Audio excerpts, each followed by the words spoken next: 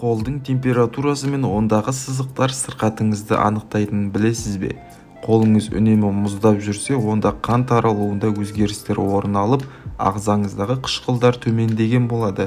Мұны байқасаңыз, тез арада дәрумені мол тағамдарды жегеніңіз дұрыс.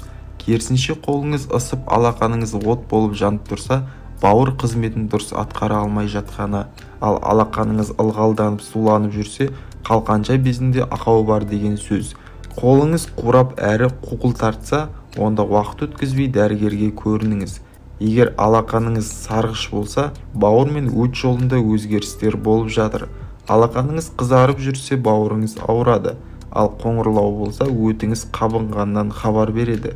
Шынашақтарыңыз жансызданып жиі ұйыса, жүрек қан тамырларының сыр бере бастағаны. Бас бармағыңыздың шынашағы ұйыса, тыныс алу жолдары суықтаған. Саусағыңыздың бастары қара қошқыл түске енсе, асқазан ауырып тұрғаны. Саусақ ұштарындағы ақ дақтар гемоглобин төмен екенін хабар береді. Саусағыңыздан қызыл түс байқасаңыз, бүйрек пен бауырды УЗИ-ге түсіріп, тексерткеніңіз дұрыс. Егер оң қолыңыздағы сұқ саусағыңыздың екі жаны қышыса, тоқ ішегіңізде ақау бар болғаны. Саусақ буындарын жиі сықырлатсаңыз, ағзаңызда кальций жетіспейді.